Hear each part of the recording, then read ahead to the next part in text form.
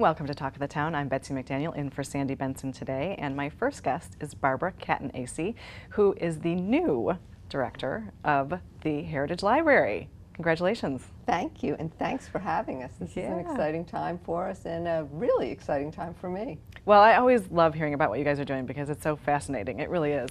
But tell us a little bit about yourself and how you got involved and what you hope to do with the new position. I have been on the island now for 33 years, so I have been around and in a number of positions. And I joke that I sold my soul to the corporate world for a little while, and I'm now back in the nonprofit world. I started in the nonprofit world when I came out of college. Okay. So that was which was a very long time ago, I admit. So it's kind of nice to be back in the nonprofit world, and it was a great opportunity. The Heritage Library was advertising for an executive director. It's a part-time job. We'll go semi-part-time. Right. Those hours have been long lately, but I'm sure that has a lot to do with just finding my way through the process, but it's been fun. Sure. Well, congratulations again. That's Thank very you. exciting. And so we have Colonial Christmas coming up. We do. Tell us about that. This is the first time that we have done this. It's a new event for us, so we're really kind of excited about it. We're starting out small, but something that we truly do want to grow. So what we're basically going to do is have a small celebration on the first Saturday in December at the Zion Cemetery. Okay. So that we can showcase a little bit of that piece of property that we do manage. And what we're going to do is give folks a glimpse of what it was like in colonial days during the Christmas time. And it's been fun doing the research, because I've learned lots and lots of things. Sure. And it's something that we hope we can grow, really grow, and become an annual event. Well, so tell us a little bit about what you have learned, some of those traditions we can kind of get a glimpse of this year. Okay, and the interesting thing is that if you go back to colonial times, Christmas it's not the same as we see it, today, needless to say, but a lot of the traditions started right here in the Southeast. Really? Northeast was not really big on Christmas. The Puritans actually passed a law that forbid people to celebrate Christmas. Interesting. And if you were caught, you were fined 5 shillings, which was so Massachusetts was not the place to have Christmas. Yeah, right. Not the place to celebrate Christmas. In the late 1600s, early 1700s.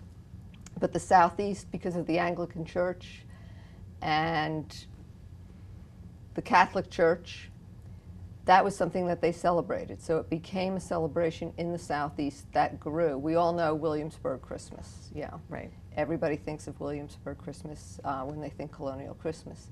But North Carolina, South Carolina, Georgia, there were a lot of traditions that were started right here, and it's really been kind of interesting. So what we want to do is try to showcase some of those traditions. Yeah, that is fascinating. Yeah. Who knew? Well, and I didn't until I got this job and actually looked into it. But I found something in a great little trivia piece when you're doing your holidays this year. Carolers were there. That was, caroling was part of the entertainment. Okay.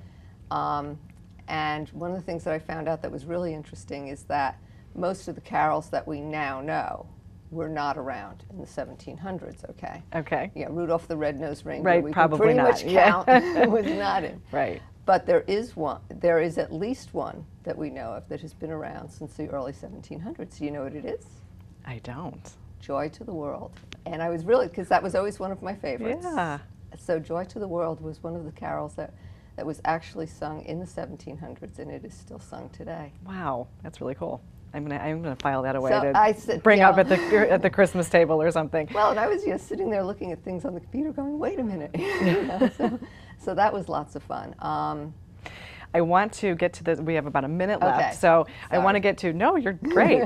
I just want to get to. You just had your Revolutionary War Forum, and the 250th anniversary is coming up. So I know you're planning something there. So give us a little snippet about how the forum went and what we can expect. Okay. And the forum was all about the South Carolina's role in the American Revolution, which again, folks don't always think. We think Washington crossing the Delaware and things like that, but there were over 400 skirmishes and battles fought in South Carolina, more than in most states. So the forum was great. We had great attendance. We had great reviews from the folks that did attend. The speakers were excited.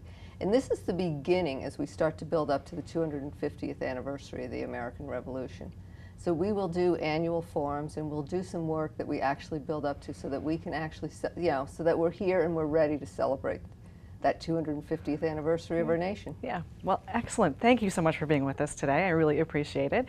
And we will be right back with more on Talk of the Town.